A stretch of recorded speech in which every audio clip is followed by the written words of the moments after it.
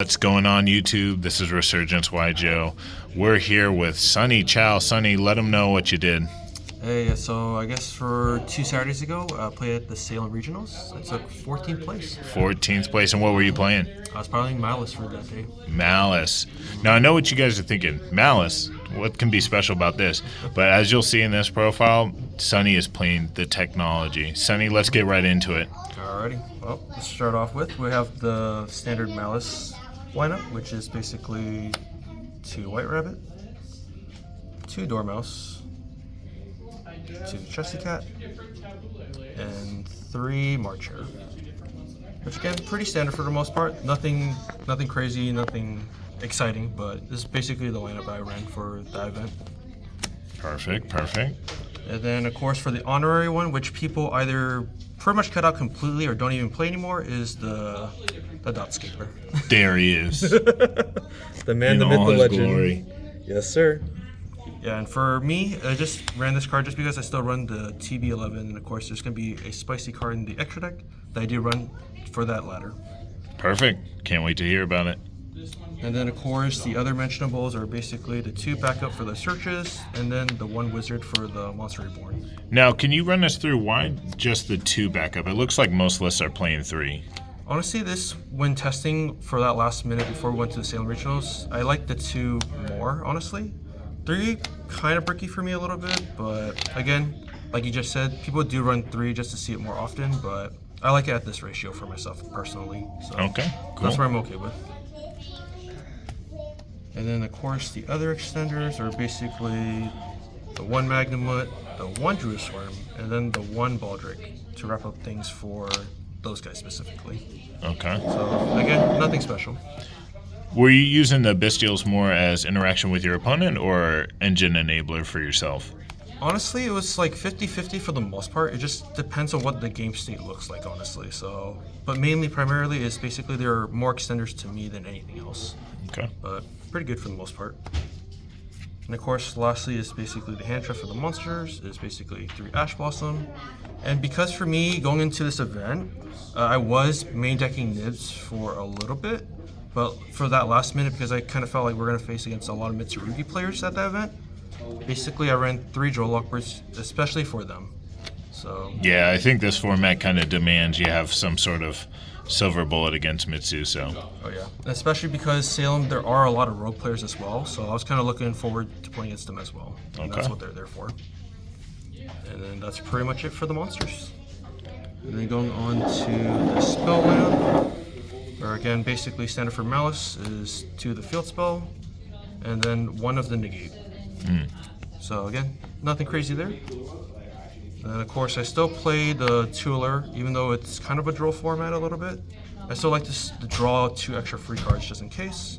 And it facilitates all the banishing for the Maliss monsters as well, assuming if they don't stop it at first.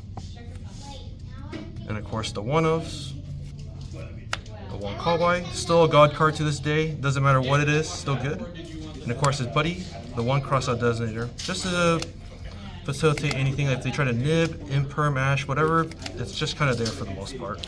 Do you feel like these cards are pretty mandatory in this format? I think so at least, but I know some people can debate about it, but for me, for my playstyle, I still like running 1 of each, honestly. Just because you can still do it. And of course, then the 1 Talents, just for any of the rip, draw, or take control. Of course, Gold Sark, still gotta run it. And then of course, only had 1 at the time for the event, which was AI Meets You, where basically it's able to search out any of your cybers from your deck, which is super nice. I wish I had a second one, but the 1 came up more than none, so it worked out. So could you explain, we noticed no terraform, any particular reason?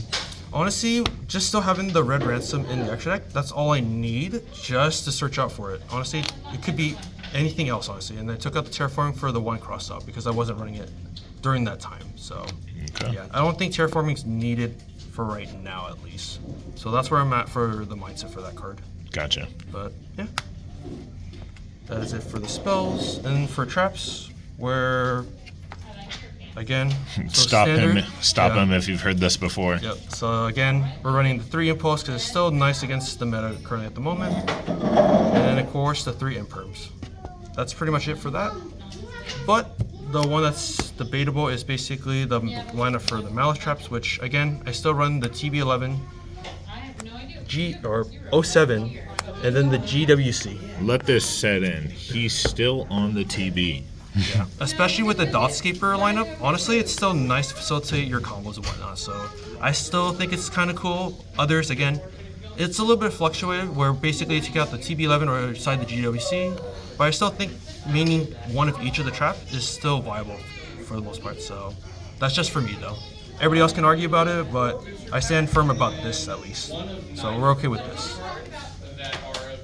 And then do we like to do side or extra deck? Yeah, let's go ahead and see the extra deck first. Okay, so again, pretty much standard for the most part for Maliss players is basically the one Link Spider for the Nib token, of course, the Lingery Bow, the one Haggard, Splash Mage, and for last minute was like a flex spot for me. I took out the Typhon, was put in the Nightmare Cerberus just because people are side decking the Chaos Hunter and I want another out for it, so this was the one. Did that ever come up? Unfortunately, no, because no one dropped that card against me, so it's just kind of sitting there. But I thought about bringing it out once, but everything else was just unnecessary for the most part. So going to Splash or Haggard or something else. So that's just there for filler. Are you gonna keep it in going forward? I think so, especially since I'm going to Nats for that part. Absolutely, 100%. Yeah, it definitely will come up eventually, but it's just there. And of course, the one SP, the one Dark. And then also the transcode just to facilitate the extra bodies for the ally code as well. So he's just there for that extender. And then of course one funky card with that, the Dotscaper is basically making the Heat Soul for the extra draws and whatnot. Heat Soul. Okay, that's a tech you don't typically see going around right now. How'd you feel about this? Honestly, great, because when people do Lancia me, I just go into this basically as the line for the most part. If I haven't already done the White Binder and that kind of standard combo. But I still like it though for being the flex spot. Okay. And then of course for the Maliss was the one Ransom.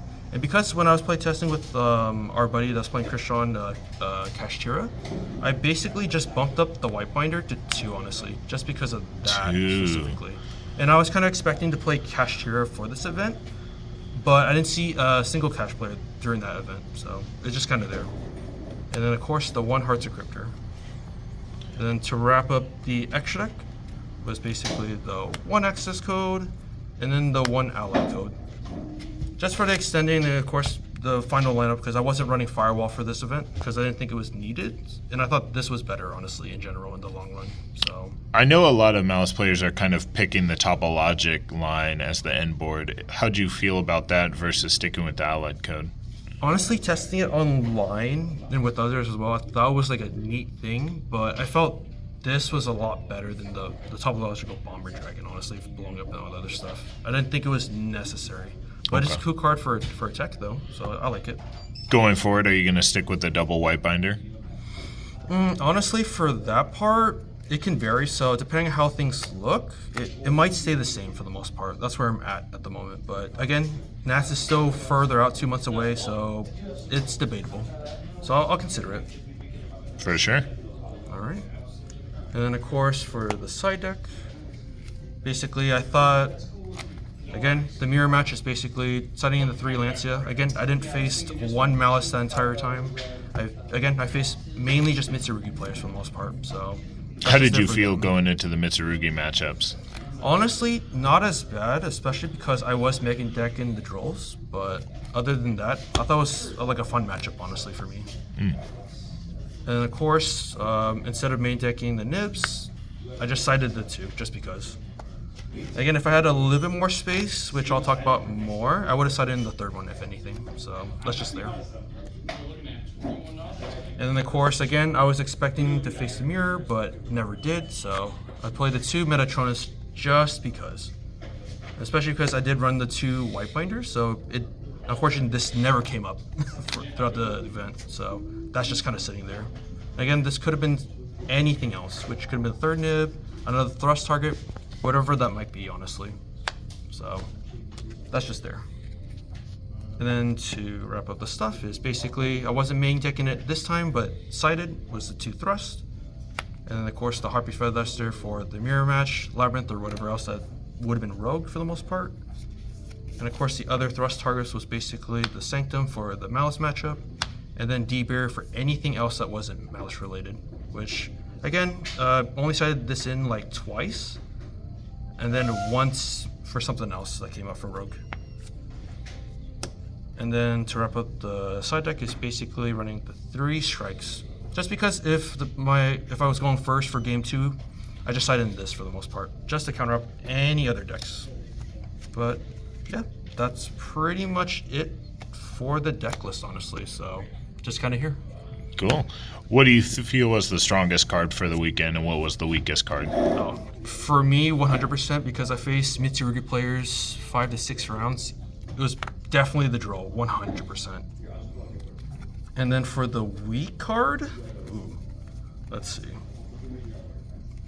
It'd definitely be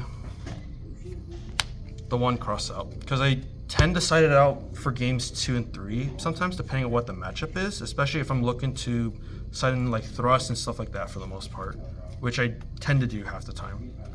But other than that, I think the build is kind of solid for me, for my playstyle at least. But for others, again, it can be debatable for the most part. So that's just kind of where I stand for the deck, at least for currently at the moment. So, but yeah, that's all I have for right now. But yeah, moving forward, this might be the list I'll be taking to Nats, but we'll see for the near future though, for sure. All right. Any last remarks before we get out of here? Honestly, shout outs to our team, Resurgent Wajo. Check out the podcast and everything else that they'll be posting later down the road. And again, to all of our members that actually supported me along the way as well. So we're just here for the fun. All right.